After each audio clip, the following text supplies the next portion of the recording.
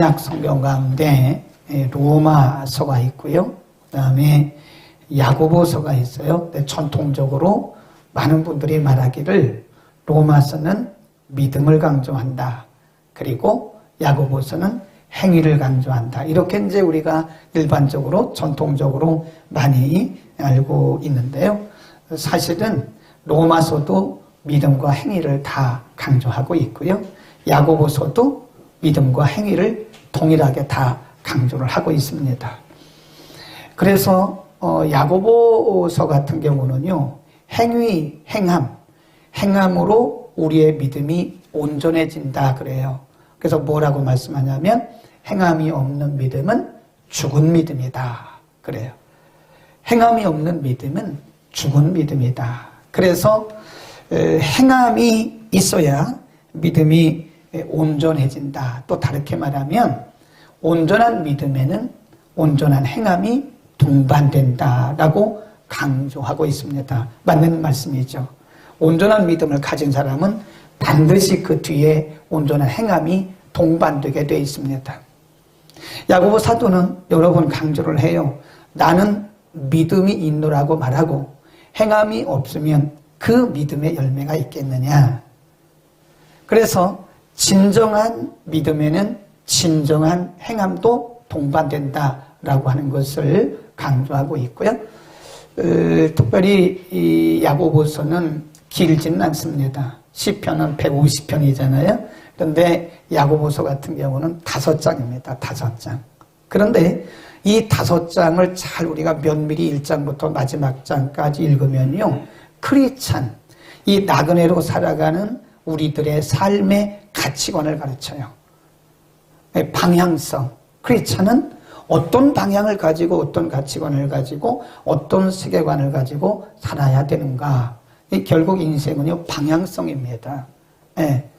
목표가 없는 인생은 흔들리게 되어 있죠. 방향성이 없는 신앙도 흔들리게 되어 있죠. 그러니까 이 야고보서에서 우리에게 가르치는 말씀을 가만히 보면 나그네 같은 인생을 살아가는데 우리가 어떤 방향으로 갈 것이냐, 인생의 거룩한 인생의 방향성을 가르친다. 이제 그런 말씀을 드릴 수가 있겠고요. 오늘 그 말씀 4장 13절에서 17절을 읽었는데 이 말씀도요, 이게 그 당시에 일반적으로 사람들이 가지고 있었던 가치관 그리고 인생관 이런 것들을 예를 들면서 우리에게 크리스찬의 거룩한 삶의 방향성이 무엇인가를 가르치고 있어요. 거기 13절 보세요. 그 당시 사람들이 어떤 생각을 했느냐. 들으라, 너희 중에 말하기를 오늘이나 내일이나 우리가 어떻게 해서 아무 도시에 가서 뭘 해요? 거기서 1년 동안을 유하며 장사하여 일을 보겠다. 어떤 사업하는 사람이 있는데 그 사업 구상을 하는 거예요. 사업 구상을.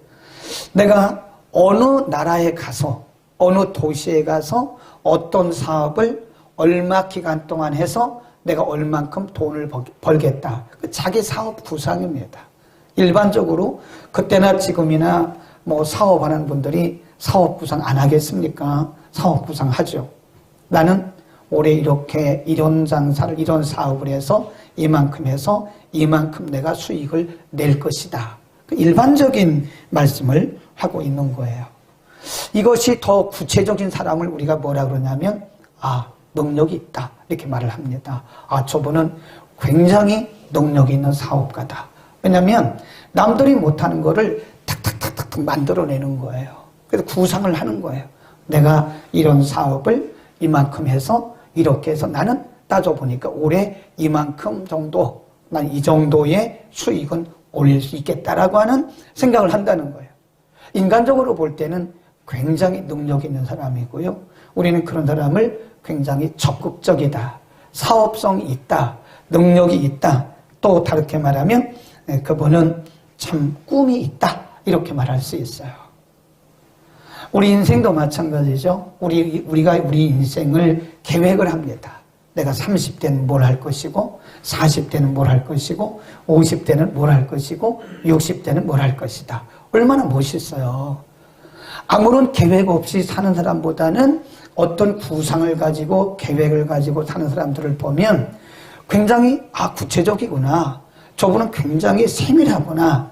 저분은 굉장히 능력이 있구나. 계획적이구나. 계획성이 있구나. 라고 말할 수 있다는 거예요.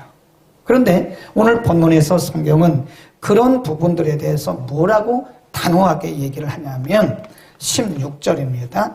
이렇게 단호하게 말씀을 합니다. 16절 시작. 이제 너희가 허탄한 자랑을 자랑하니 이러한 자랑은 다 악한 것이다. 그거를 자랑이라고 말씀해요. 자랑이라고. 네. 내가 사업하는 사람이죠. 무역업을 하는 사람이죠. 내가 어느 나라에 가서 얼만큼 거하면서 무슨 일을 해서 얼만큼의 사업을 해서 얼만큼 수익을 얻을 것이다. 일반적인 오늘날도 마찬가지죠. 그것을 그렇게 하는 그런 모습에 대해서 성경은 뭐라고 하냐면 자랑이라고 말하고 그것이 헛된 자랑이라고 말씀해요. 헛된 자랑이다.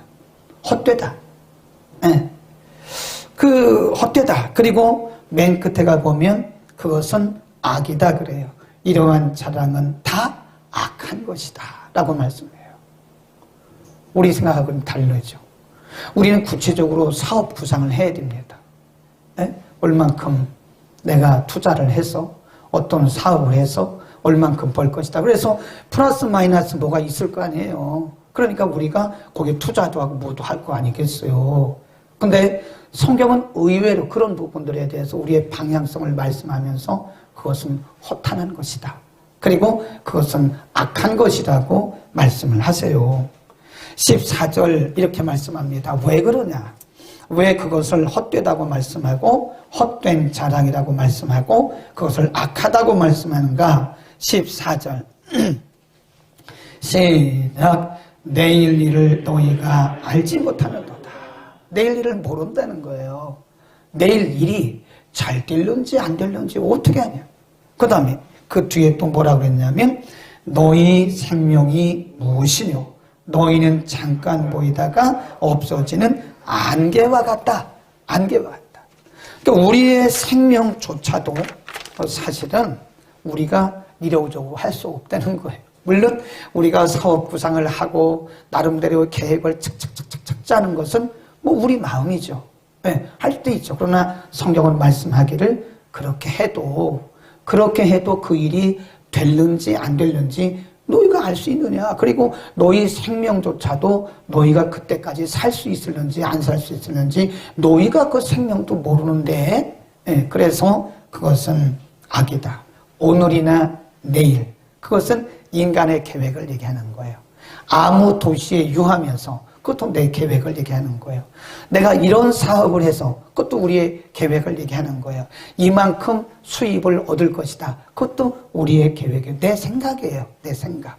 성경은 여기에서 단호하게 말씀하기를 너의 미래를 보장할 수 없다 이거예요. 성경이 우리가 계획하는 것 자체를 지금 거부하는 게 아니에요.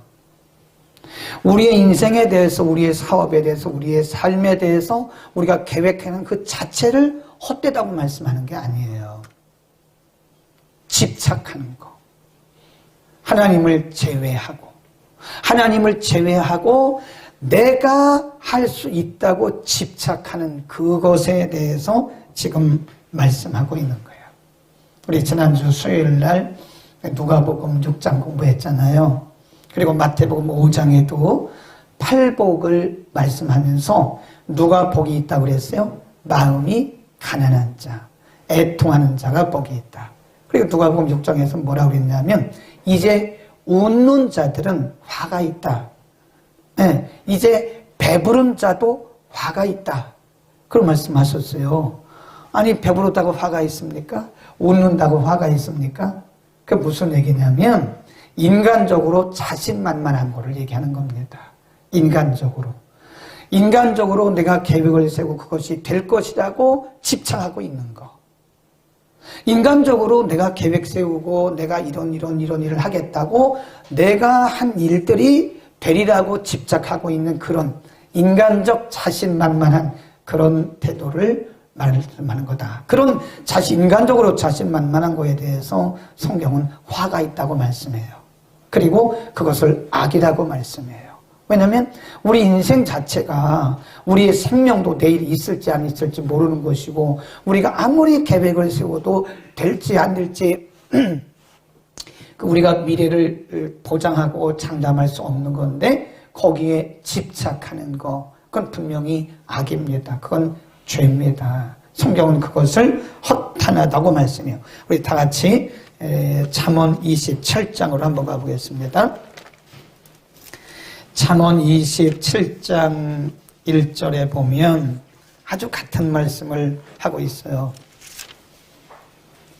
잠언 27장 1절로 갑니다. 시작. 너는 내일 일을 자랑하지 말라. 하루 동안에 무슨 일이 일어날는지 내가 알 수 없습니다. 그러니까 내일에 대한 계획을 세워놓고 내가 내일을 확신하고 집착하고 자신감을 가지고 있는데 성경은 의외로 우리에게 말씀하기를 그거는 틀렸다. 그렇게 하지 마라. 왜냐하면 오늘 너희가 내일 계획을 세웠지만 오늘 우리에게 무슨 일이 일어날는지 그건 모르는 것이다 라고 말씀하고 있는 것이에요.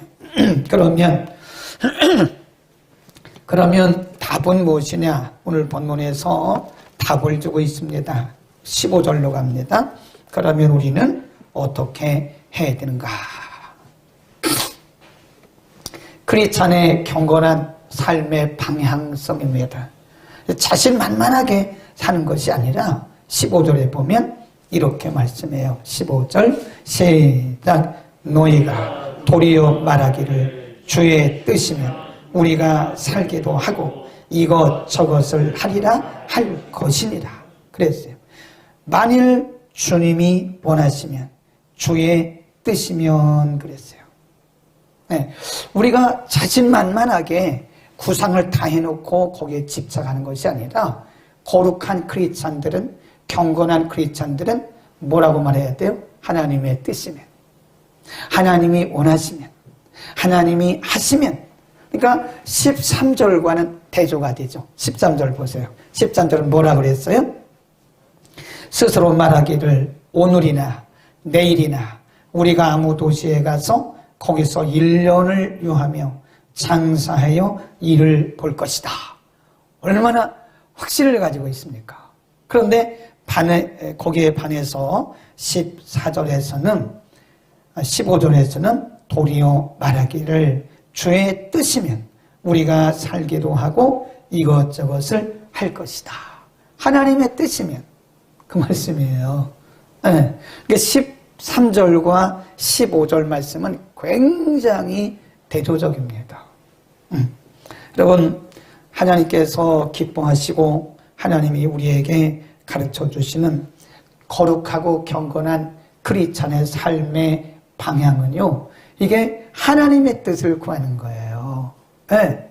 내가 먼저 사업을 구상해놓고 내가 내 인생의 모든 걸 다 구상해놓고 기도하는 그것도 제가 볼 때 순서가 바뀐 겁니다.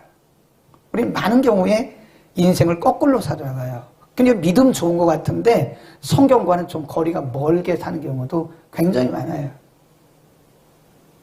내가 이미 배우자를 다 정해놨어. 이런 사람하고 나는 이런 사람하고 결혼할 거예요. 그리고 딱 정해놨어요. 그리고 이미 다 교제했어요. 그리고 하나님 앞에 하나님 제가 이제 결혼하려고 하는데요. 하나님 도와주세요. 이렇게 말한다는 거예요. 순서가 틀렸죠. 뭐부터 기도했어야 돼요? 하나님이 원하는 배우자를 만나기를 원합니다. 이렇게 기도했어야 됩니다. 하나님 제가 이 사업을 하려고 하는데 제가 이런 일을 하려고 하는데 이런 제가 계획 플랜이 있는데 하나님 도와주세요. 그러면 하나님 우리를 도와주시는 자로 전락하는 거예요. 그분이 주인이 아니고 우린 그분을 주인으로 모셔야 되는 거예요. 어떻게 주님 이것을 해야 됩니까? 이거 해도 되겠습니까? 하나님, 이걸 제가 하는 것이 주의 뜻입니까? 이렇게 여쭈라는 겁니다. 아멘. 이제 우리는 순서를 바꿉시다. 순서를 바꿔야 돼요. 내가 다 정해놓고 하나님 앞에 도와달라고 말하는 것은 그분을, 우리를 도와주는 분으로만, 주인이 아니라 우리의 헬퍼로만 우리는 그렇게 생각하는 거예요. 정말 우리가 하나님을 우리의 주인으로 모신다면 먼저 그분의 뜻을 물어봐요. 아멘. 그분의 뜻을 먼저 여쭤봐야 돼. 하나님, 이게 맞을까요? 이게 하나님의 뜻일까요? 이렇게 가는 게 맞을까요? 이렇게 말해야 되는 거예요. 그런 말씀입니다. 매사에 하나님 앞에 맡기고 순종해야 되는 것이다. 아멘. 우리가 성경에서 보면요, 사울과 다윗이 굉장히 대조적이거든요.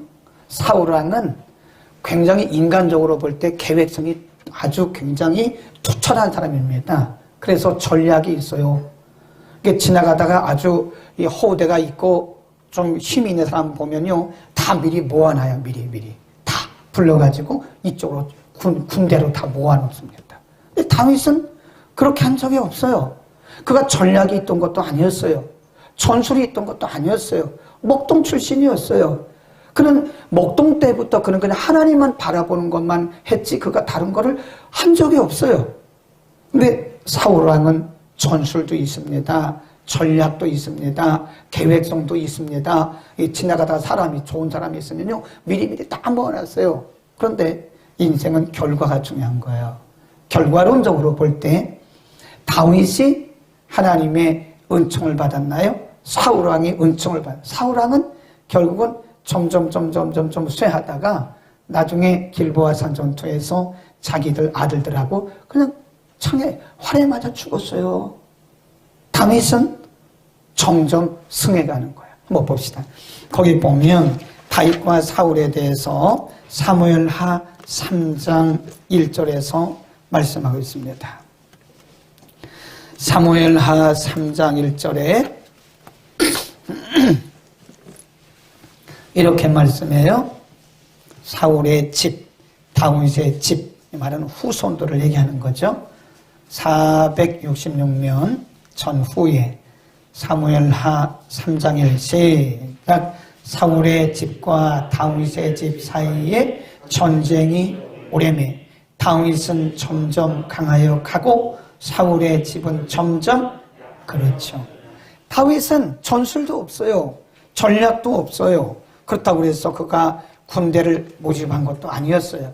그냥 그는 하나님이 하라는 대로, 하나님이 시키는 대로 하나님 의지하고 하나님 바라보고 그냥 갔어요. 그랬더니 하나님이 다윗에게는 점점 강해지는 은혜를 주셨고, 사울은 인간적으로는 굉장히 똑똑합니다. 사울왕은 인간적으로 굉장히 전술도 있고 전략도 있고 계획성도 있어요. 그런데 사울왕은 점점 약해지고 그의 가문은 망했어요. 성경이 우리에게 무엇을 말씀해 주느냐? 하나님을 의지하고 하나님께 묻고 살아가는, 우리가 내일 일을 자랑하고 내 계획과 내 뜻대로 살아가는 것이 아니라 하나님께 모든 걸 맡기고 살아가는 사람들에게는 하나님이 이렇게 도우신다는 것을 우리에게 가르쳐주고 있는 것입니다. 아멘. 우리는 어떻게 살아야 될까? 이제 2021년이 새롭게 우리에게 다가올 텐데 사실 그것도 모르죠. 내일 주님 오실는지 모르는데 그냥 일반적으로 상식적으로 볼 때는 2021년이 이번 주 금요일이면 1월 1일이 돼요. 가정을 하는 거예요. 31일 날 예수님이 오실지도 모르는 거고 30일 날 오실지도 모르는 거고, 그러나 일반적으로 볼 때 2021년이 우리에게 다가오고 있습니다. 이제 우리가 지나온 2020년을 후회한들 뭘 하겠습니까? 후회하고 또 우리가 또 가슴을 친들 뭘 하겠어요? 이제는 여기까지 하나님 앞에 회개하고, 하나님 이제는 오늘 주신 말씀처럼 방향성을 새롭게 하겠습니다. 그래서 우리는 이렇게 하겠습니다. 그래서 오늘 15절의 말씀처럼 우리가 하나님의 뜻이면 이것도 하고 저것도 하겠다라고 말하기 위해서는요, 하나님의 뜻을 어떻게 구하나요? 기도해야 되죠. 기도 없이 우리가 어떻게 하나님의 뜻을 알 수 있겠어요? 응? 예수님도 그 갈멜산 감람산에서 마지막 감람산에서 기도하시면서 아버지요, 할 수 있으시면 이 잔을 제게서 옮겨주세요. 그러나 이 말이 중요한 거예요. 그러나 저의 원대로 하지 마시고 아버지의 원대로 하십시오. 예수님이 십자가를 앞두고 그렇게 기도하시고 우리에게 본을 보여주신 게 아니겠어요. 그러니까 우리가요, 이렇게 잘 보셔야 돼요. 열심히 한다고 좋은 건 아니라고 제가 늘 그러잖아요. 열심도 어떤 열심이냐. 하나님의 뜻을 구하고 하나님의 뜻을 따르는 열심은 정말 그건 좋은 열심이고요. 열매가 있습니다. 그러나 기도하지 않고 하는 열심은 굉장히 위험한 거예요. 그게 오히려 하나님의 일을 그르쳐요. 하나님의 뜻과는 전혀 반대로 가는 거예요. 그래서 늘 우리는 하나님의 뜻을 구하는 기도를 해야 됩니다. 인간적 열심 잘못하면 인간의 열심으로 끝날 수도 있어요. 인간의 열심으로 끝나면 오히려 그게 복음의 진보를 가로막고 하나님의 뜻을 가로막을 수 있어요. 어떤 분이 이런 말을 하더라고요. 우리가 하나님의 일을 방해만 안 해도 하나님이 일하신다는 거예요. 근데 우리가 열심히 낸다고 방해하는 거예요. 예수님도 그러셨어요. 예수님 메시아를 알지 못하는 그 열심이, 유대인들의 열심이 메시아를 십자가에 못 박았다고 그랬습니다. 우리는 열심도 중요합니다. 그러나 중요한 것은 하나님의 뜻을 알고 나서부터 열심을 내야 되는 거예요. 하나님의 뜻 아닌데 열심 내면요, 사고칩니다. 큰일 납니다. 큰일 나요. 기도합시다. 우리는 끝난 줄 알고 기도하는 분이 그게 아니고 깨어서 기도하자 그 얘기입니다. 어떤 벌써 고개를 딱 숙이고 기도하는데 그게 아니고 앞으로 기도하자. 앞으로 기도하자. 응? 내 마음대로 하지 말고 내 뜻대로 하지 말고 내 방식대로 하지 말고 내 계획대로 세우지 말고 기도하고 계획을 세워도 기도하고 세우세요. 하나님이 지혜를 주시는 대로 하나님이 영감을 주시지 않겠어요. 기도하면 영감을 주시지 않겠어요. 이번 우리 드라이브 스루 24일 날 5시간 했어요. 집에 오니까 12시 반, 새벽 12시 정확히 20분이었어요. 씻고 그러니까 1시에 잤어요. 그래서 4시 20분에 일어나서 또 새벽 예배 왔어요. 25일 날 또 우리가 오전 예배 드리고 1시 조금 넘어 출발해서 끝난 시간이 마지막 부분에 좀 헤맸어요. 그래서 7시에 끝났나요? 이렇게 보니까 이것저것 따지니까 거기도 5시간, 6시간을 드라이브 스루를 했어요. 이런 거를 제가 하려고 생각을 하지 제가 계획 세운 게 아닙니다. 미리 계획 세우지 않았어요. 어느 날 기도를 하는데 성령이 감동하셨어요. 코로나 바이러스 사태 때문에 성도들이 교회를 나오지 못하고 또 목사가 신방도 전혀 못했습니다. 물론 전화 신방, 문자 신방은 했지만 얼굴을 본 지가 오래됐어요. 근데 어떤 마음에 감동을 주시냐면 드라이브 스루라고 하는 것이 딱 떠오르는 거예요. 그러면서 이번에는 드라이브 스루를 해야 되겠다. 이렇게 보니까 이런 얘기를 했더니 사람들이 많은 목사님들이 자기 생각도 못했다는 거예요. 기발한 아이디어라고. 그 제 아이디어가 아닙니다. 그 제 생각이 아니에요. 제가 계획 세운 거 아니에요. 성령의 감동을 받고 하니까 어떤 분이 빵도 케이크도 108개인가요? 그것도 주시고 볼펜도 많이 주시고 마스크도 주시고 그래가지고 아주 풍성하게 가가오고 다니면서 신방하니까 얼마나 좋아요. 어떤 분은 막 울어요, 울어. 네? 너무 아쉬워서. 그냥 오래 몇 달 만에 뵀는데 3분 있다 바로 오니까 말씀 뽑고 기도해주고 바로 오니까 기도야 3분에서 5분이거든요.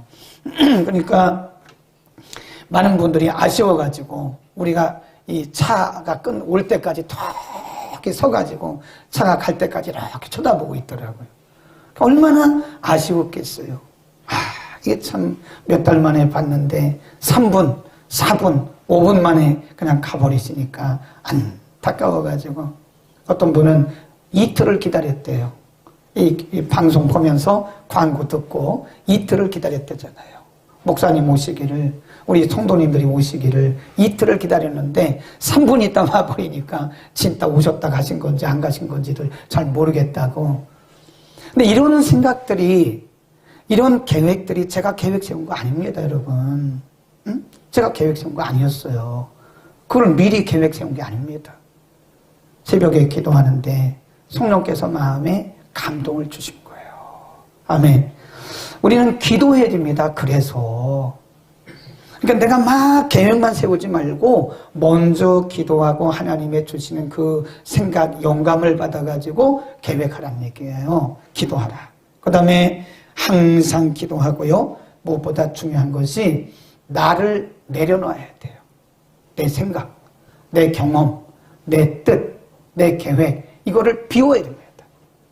우리 25일날 어젠가요? 25일날 크리스마스 때 말씀드렸잖아요. 그저께 예수님께서 이 땅에 오신 것이 자기를 비우고 자기를 낮췄다.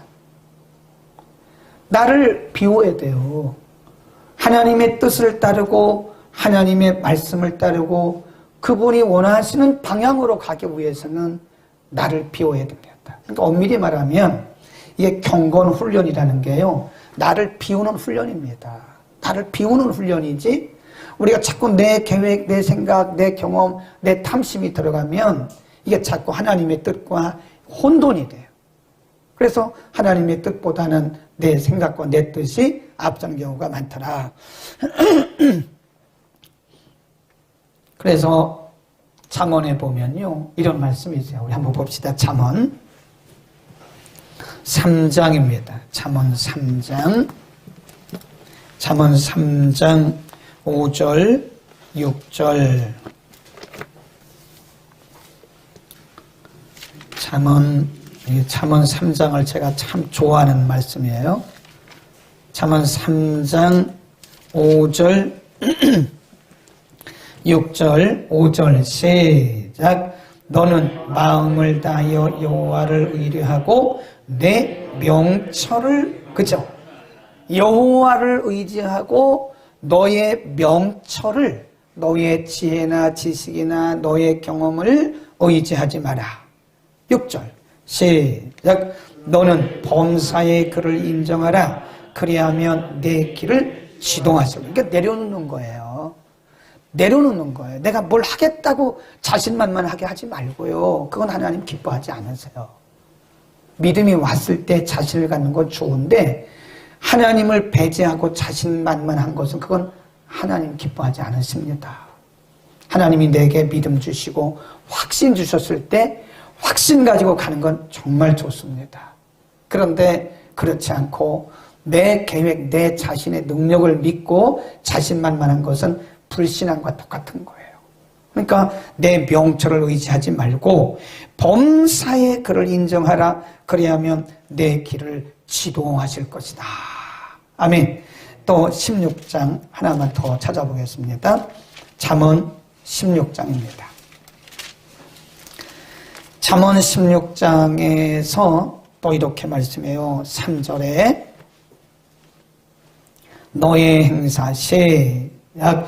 너의 행사를 여호와께 맡기라. 그래야면 너의 옳지. 경영이란 말은 계획입니다. 계획. 여호와께 너의 행사를 모두 하나님께 맡겨라. 무엇을 하든지 하나님께 맡겨라. 그러면 너의 계획들이 이루어질 것이다. 그랬어요. 영어 성경에 보면 whatever you do, 내가 하는 무엇을 하든지, 내가 무엇을 하든지 commit란 말은 이렇게 맡긴다, 던져버린다 그런 뜻이에요. 신뢰한다 그런 뜻입니다. 예, 우리가 히브리 단어에 보면 맡긴다는 뜻이 뭐냐면 이렇게 굴린다는 뜻이에요. 던져버린다, 이렇게 하나님 앞에 이렇게 그냥 양보하는, 하나님 앞에 그냥 드리는 거예요. 예, 너의 모든 행사를 whatever you do, 내가 무엇을 하든지 무엇이든지 하나님 앞에 commit, 하나님 앞에 이렇게 맡겨라. 그래야면 그분이 이루실 것이다. 아멘. 우리 비웁시다. 내년에는 좀 비우고 살자고요. 비우고 살자. 어떻게 보면 하나님이 하라는 것만 하면 되는 거예요. 내가 하나님 앞서갈 거 없어요. 하나님이 하라고 말씀하시는 것만 하면 됩니다. 집사님 내년에 뭐 할 거예요? 잘 모르겠어. 기도하고 하나님 시키는 대로 이렇게 하는 게 맞습니다. 내년에는 이거 할 거고 이거 할 거고 이거 할 거고요. 5월 달에는 이거 할 거 이거 할 거고 이거 할 겁니다. 물론 그런 계획을 세우기는 해야 돼요. 윤곽을 세우기는 해야 되나 그거 된다는 보장을 못 해요. 그러니까 아예 이렇게 말해요. 주미성 반주자님 내년에 뭐 할 거예요? 예, 기도하고 하나님이 그냥 시키는 대로 하겠습니다. 이렇게 해야 맞는 거예요. 아멘. 그렇게 해야 되는 겁니다. 그게 맞는 거예요. 그래 우리 집사님은 사업을 하시는데 내년에 어떻게 매출 어느 정도나 계산합니까? 내년에는요 이 정도 제가 올해보다는 이만큼 제가 상승해서 매출 잡았습니다. 너무 감사하죠. 그렇게 되면. 그런데 그것도 우리가 보장을 못하는 거예요. 하나님이 하시게 하시면 하시는 거고 하나님이 그것도 허락하셔야 되는 거지 하나님이 허락도 안 하셨는데 우리가 될 수도 없는 겁니다. 저는 계획을 참 많이 세웠었어요. 네. 근데 지금 와서 보면 계획대로 된 것은 하나도 없어요. 다 하나님 원하시는 대로 하셨더라고. 그래서 지금은 비운 거예요. 비워. 지금은 제가 뭘 하겠다고 그런 말을 제가 잘 안 해요. 성령께서 감동 주시면 제가 그걸 가지고 제가 여러분에게 광고하고 하고 그렇지 제가 뭘 하겠습니다.